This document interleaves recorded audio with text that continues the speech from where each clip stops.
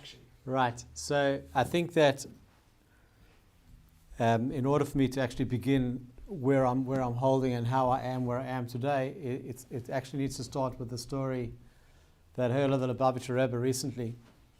In the story, there was a representative from Israel, and his job was somehow in the army. His job was to be accountable for those people, unfortunately, that passed away in the army, not on the front lines, but in the administration or some sort of part of the army, but not necessarily the front line.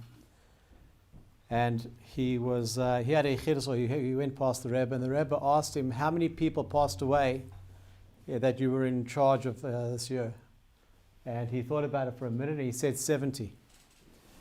The Rebbe said, no, it was 72. So this person thought, how can it be that I'm the one who's dealing with this on a day-to-day basis? Why is the Rebbe telling me that there were 72? I know that there were 70.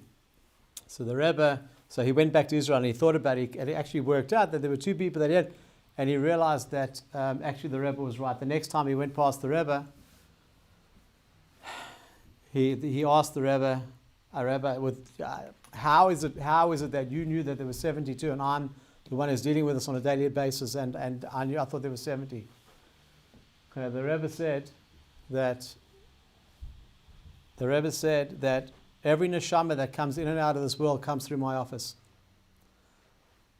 And that is, that's like flooring. Like anyone who has no idea what spirituality means and what it means that we're connected to something which is undefinable, indivisible, and not within the realm of comprehension. To me, this is a story that illustrates this. Why am I saying this? Because we have an understanding in general in the world of concept of finite and infinite.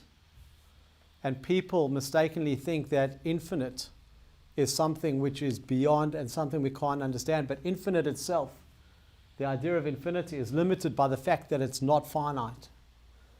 Meaning that we have things which are physical and we have things which are spiritual.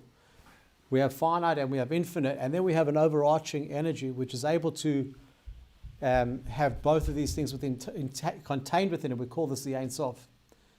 And this is a level that is beyond what we're able to perceive and understand and comprehend.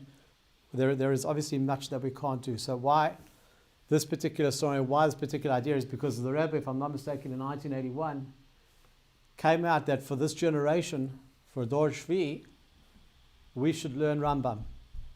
And he gave us many ways that we can do it. We can either do it in the context of one chapter a day, and we can finish the entire cycle over 3 years. We can do it in 3 chapters a day and finish the cycle in 1 year.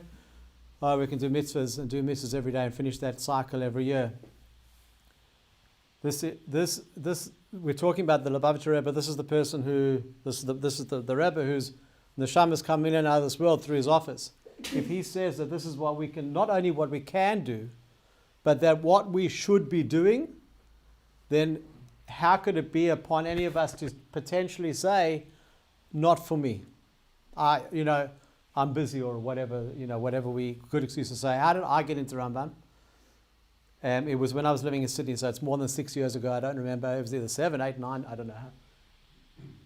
My rabbi, I mentioned Rabbi Tayar, says to me, am I doing 3 prakim of Rambam? And I told him, no, it's hard. And he said to me, and I don't know where his source is, he says that for Hashem to give us a parnasa and a financial well-being is hard also for Hashem. So if you will do something which is hard, then Hashem can do something which is hard. From that, it's not easy to then negate the difficulties that we're encountering and that we go through when we keep up. And so I've kept up with 3 chapters a day. And I suppose what I'm going to suggest now is that, yes, it's hard. And recently, over COVID and Pesach, I fell behind 14 days. 14 days is 41. I must be in 70 days because it was 42. I was behind about 50 chapters. It's happened before, but I couldn't get in front. What I did is I made a list of all the chapters that I'd fallen behind. I knew that the Siyum was coming up not too long after Shavuos. And over the days, I just, every day I did another extra 2. So instead of doing 3, I did 5, I did 6, I did 7. And I caught up, Baruch Hashem. But the point is that over the years, there have been times when I've fallen behind, and make a list, catch up. What I do now is I can't say it's a hachlata because there'll be many hachlatas I haven't been able to keep, unfortunately. But one of the things that I try very hard to do is to make sure that before I go to sleep, I do my 3 prakim of Rambam, which means I get off to a clean start the next day, and an easier start. And then if I don't, chas v'sholem, do my 3 chapters at night, at least I've got the normal day ahead of me to get to, so that I don't fall far behind. And again, the trick is just not falling that far behind. So look, there's 1 chapter left to do. I'm going to finish that. I can only say that we have a niggun. It's if I'm not mistaken, it's the last halacha of the last chapter of Rambam. It says that the knowledge of Hashem will fill the earth like the sea covers the ocean, like the ocean conceals.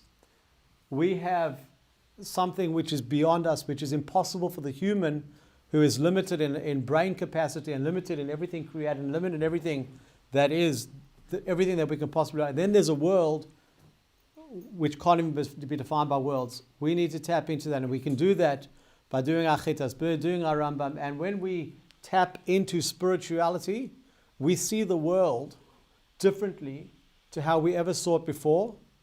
And this is called an effort that we make.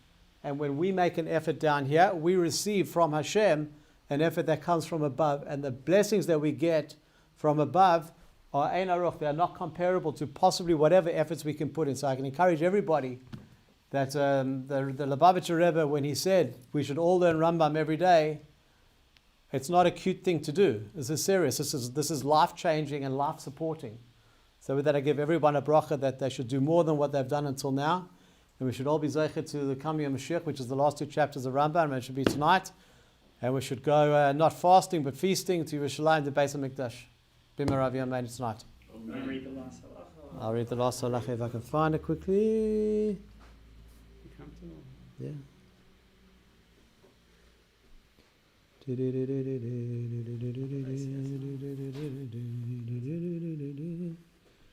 I'm just going to read the last halacha. Oh, wait, I'm in the right place already. No, I'm not.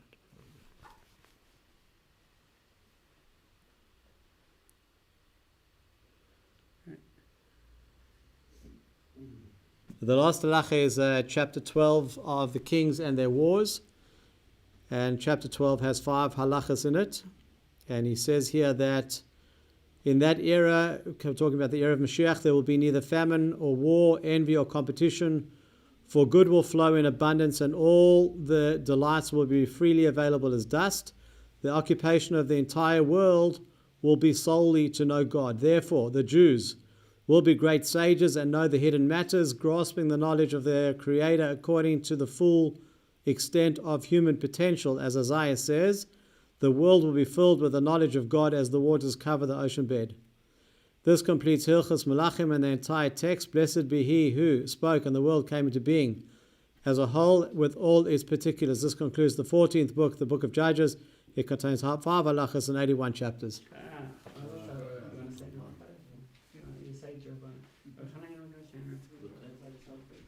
If we start 10,